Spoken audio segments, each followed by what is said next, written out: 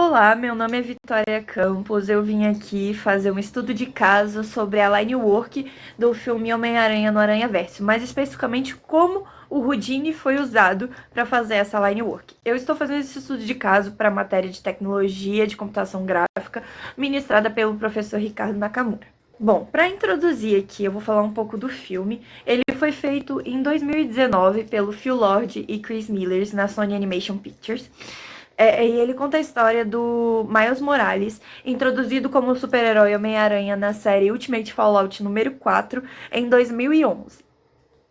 O filme quebrou a sua bolinha, né? E foi muito aclamado em todos os ambientes, ganhando diversas premiações, como o Globo de Ouro e o Oscar em melhor animação. E uma das preocupações dos produtores, dos criadores, de todo mundo envolvido nos filmes, era basicamente como eles iriam traduzir o estilo da HQ para o cinema. E para isso eles utilizaram vários recursos, como retículas, texturas, caixas de diálogo, onomatopeias, mas hoje nós vamos focar aqui na line work. O que seria a line work, né? Como pode ver aqui nessa imagem do Shang-Chi, as linhas que delimitam o desenho, que delimitam a peça gráfica, elas são a line work, são a line art de uma peça. E por que ela é tão importante no universo das histórias em quadrinhos? Porque desde que começou, o universo das histórias em quadrinhos usa muito da line art para poder dar expressão para os personagens, fazer linhas de ação, garantir movimento, expressividade, emoção. E é muito presente, como você pode ver aqui do lado, é muito presente no universo das HQs.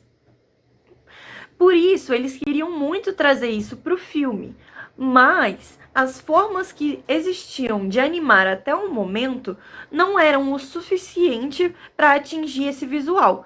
E eles tiveram que reinventar todo um método para poder chegar na proposta final do filme, né? Um dos métodos que eles tentaram utilizar antes de chegar no método final seriam os shaders, que, como você pode ver aqui, ó, na descrição do site da Adobe, usando sombreamento e contorno, um sombreador de desenho animado simplifica a profundidade, os efeitos de iluminação e a textura de objetos personalizados para combinar com elementos visuais 3D e 2D em visuais distintos e estilizados. Ou seja, basicamente é uma forma automatizada de se fazer uma line art. O programa faz a line art para você, ele seleciona automaticamente quais seriam as áreas que deveriam ter o sombreamento para se aproximar cada vez mais do 2D. Outro método que eles utilizaram foi o Texture Map, né? Iria basicamente desenhar as linhas em cima dos objetos 3D, mas tanto o Texture Map quanto os shaders tinham muitos problemas que iriam impactar no visual do filme.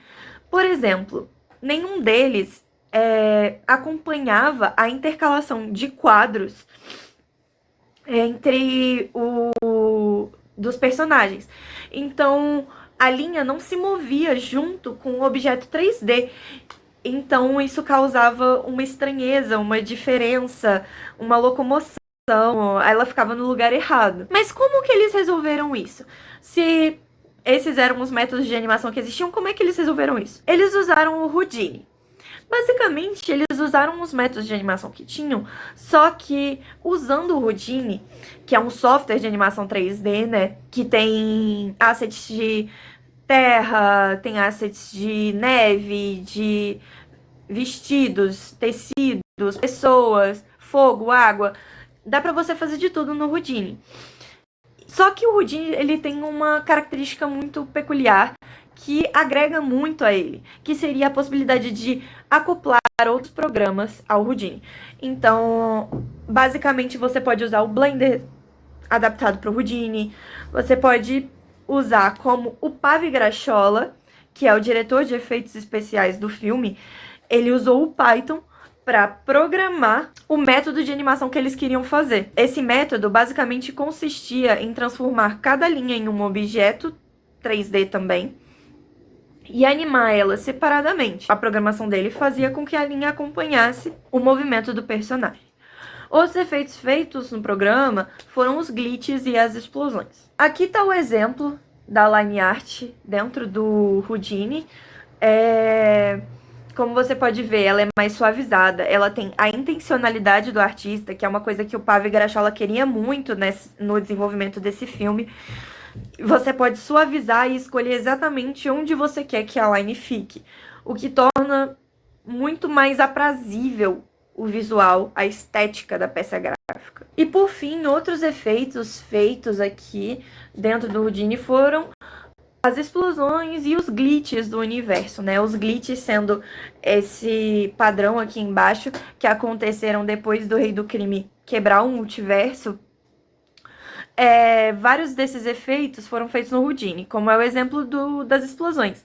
O Alex Redfish criou uma biblioteca reutilizável de efeitos 2D,